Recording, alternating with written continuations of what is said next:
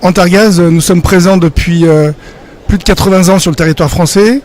Nous sommes un fournisseur d'énergie et nous distribuons des gaz et des biogaz, aussi bien en bouteille qu'en citerne, sur tout le territoire.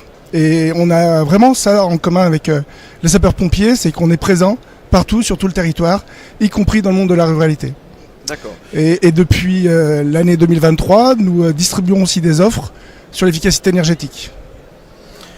Alors là, aujourd'hui, on va parler bien sûr de la société Antargaz. Et pourquoi on parle aujourd'hui de la société Antargaz? Parce qu'on se rend compte que beaucoup de personnes laissent malheureusement leurs bouteilles de gaz un petit peu n'importe où, ou alors indirectement les collectionnent plus ou moins chez eux, rajoutent des risques en plus des accidents, des accidents domestiques. Est-ce que vous pouvez expliquer justement comment doivent réagir ces personnes-là quand les bouteilles sont vides et qu'est-ce qu'on doit faire? Quelle est la bonne pratique? Alors, il y a beaucoup de questions dans ta question, Hakim, mais je vais essayer d'y répondre le plus précisément possible. C'est vrai que depuis de nombreuses années, on constate le fait que le consommateur, bon nombre de consommateurs, ne restitue pas l'emballage une fois une fin de consommation. C'est-à-dire qu'on a des effets de surstockage par rapport à l'Ukraine, par exemple, ou pendant le Covid, où le consommateur a suracheté des emballages de peur de manquer. Aujourd'hui, ces emballages restent vides ou partiellement pleins chez les consommateurs. Voire dans certains autres cas, peuvent être abandonnés à même la nature, alors que logiquement, la profession et Antargaz évidemment a mis en œuvre tout le nécessaire pour assurer une chaîne de récupération et de mise en sécurité finalement de tous ces emballages. Et aujourd'hui, c'est clair que bon nombre de bouteilles, des millions de bouteilles, restent chez le consommateur et ne reviennent pas dans le circuit de distribution.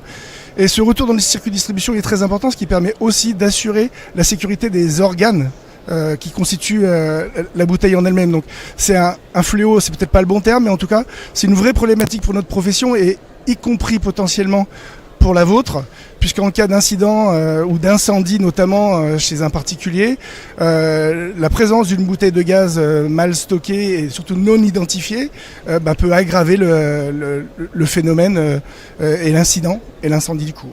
Et du coup, quelles sont les différentes actions que Antargaz a entrepris pour inciter la population justement à faire cette bonne pratique, c'est-à-dire à ramener les bouteilles une fois qu'elles sont vides?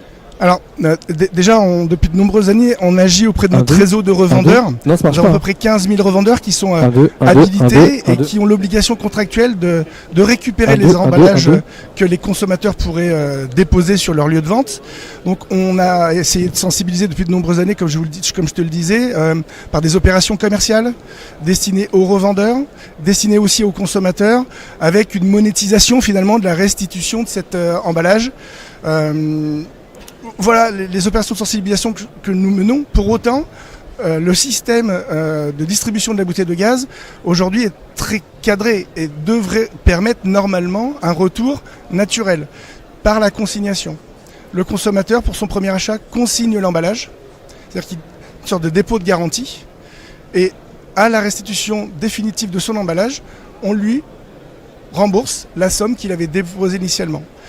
Nous avons 15 000 points de collecte finalement, les 15 000 revendeurs qui ont obligation de récupérer ces emballages-là, plus le consommateur qui techniquement récupérait la somme de départ. Donc on a tout le système qui permet de collecter ces emballages.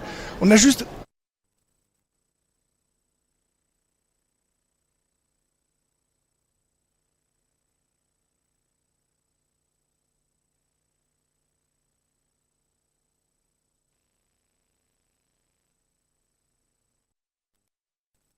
Nous avons, je pense, intérêt commun à pouvoir décliner cette information le plus largement possible auprès du grand public finalement.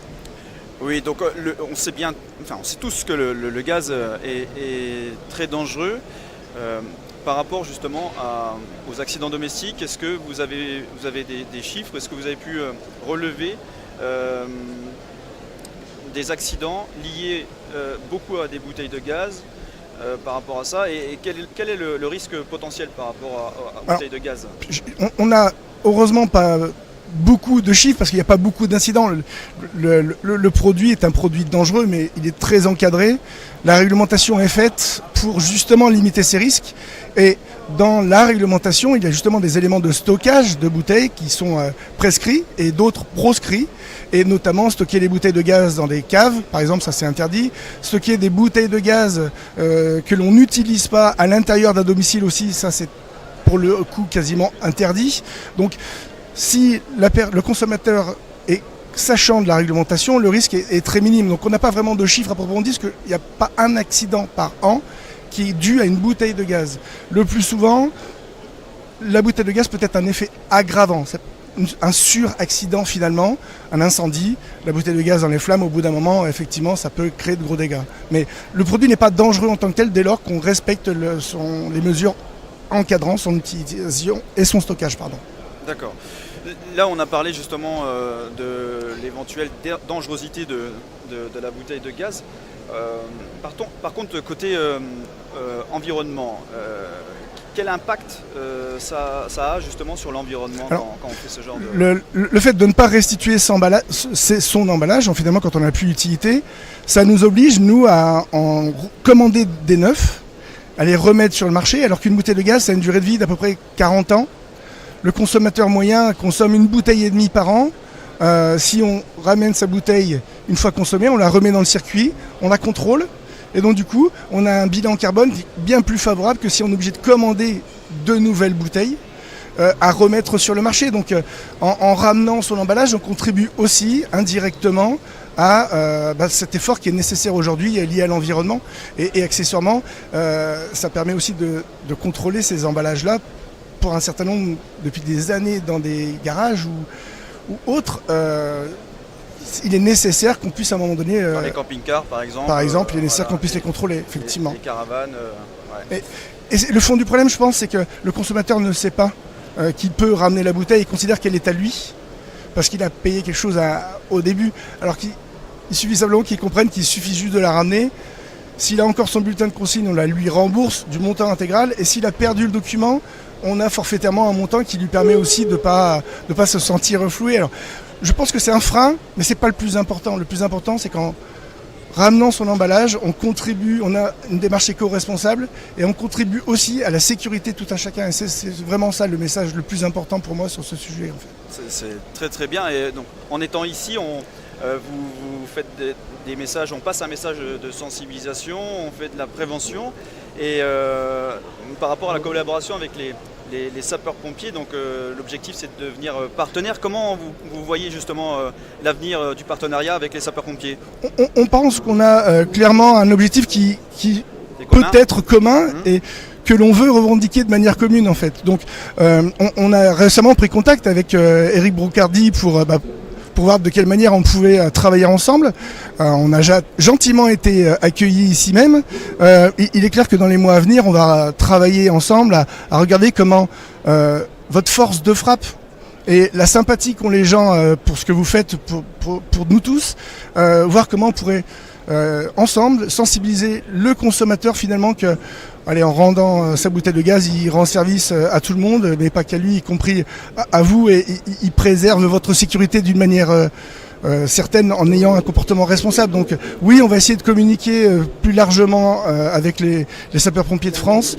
Oui, on va travailler à l'avenir à sensibiliser les consommateurs sur cet aspect-là, et j'espère avec les sapeurs-pompiers de France pendant très très longtemps.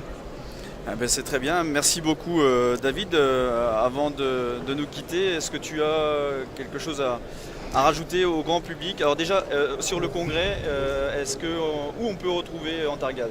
Alors on peut nous retrouver sur le stand 73H, je suis désolé, j'ai pas prévu de retenir le numéro du stand, mais nous sommes présents sur le stand, nous sommes présents ici justement pour faire valoir notre spécificité aussi de fournisseur d'énergie de l'ensemble du territoire et du monde rural. Aujourd'hui le sujet énergétique est très très au centre des attentions et on oublie certaines énergies qui, pour le coup, elles, servent vraiment le territoire national. Donc, si j'avais un seul message à faire passer, c'est pensez aussi à ramener vos emballages de gaz. Le réseau de distributeurs Antargaz, 15 000 points de collecte. Et en restituant votre emballage, vous préservez la sécurité des sapeurs-pompiers et du français d'une manière générale. Voilà quel serait le message que je voudrais passer aujourd'hui. Et si par exemple, voilà, moi j'ai une bouteille de gaz et je veux la ramener en Targaz et je sais qu'on peut la ramener dans les grands centres commerciaux. Oui. Et si malheureusement je ne peux pas me déplacer et j'ai des bouteilles de gaz chez moi, je ne peux pas me déplacer ou alors j'ai peur qu'il y arrive quelque chose avec ces bouteilles de gaz. Est-ce qu'en Targaz peut se déplacer chez moi pour venir les chercher? Malheureusement, non, on ne peut pas se déplacer chez le particulier. On constate quand même que dans les familles, on a toujours quelqu'un qui peut nous aider. Moi, je vois ma grand-mère, par exemple, je vais lui acheter sa bouteille de gaz, etc. Je pense qu'on peut tous agir de cette manière-là pour ramener l'emballage sur un point de vente. Et la meilleure façon de vérifier s'il y a une présence d'un point de vente à proximité, c'est d'aller sur notre site internet antargaz.fr pour trouver la liste justement de ces points de collecte. D'accord. David, merci beaucoup. Merci Hakim. Merci pour bon salon et merci de votre accueil. Merci. Bon congrès. Merci. Donc vous avez tous bien compris concernant justement les bouteilles de gaz, il faut les ramener, penser à la dangerosité éventuelle, penser à l'environnement, voilà, à l'impact que ça peut donner. Donc n'oubliez pas, ramenez vos bouteilles à Antargaz pour le recyclage et pour éviter justement de polluer l'environnement. Merci de nous avoir suivis sur ce plateau télé pour ce 129e congrès national des sapeurs-pompiers de France. Avant le deuxième invité, je repasse l'accès à l'antenne. Merci.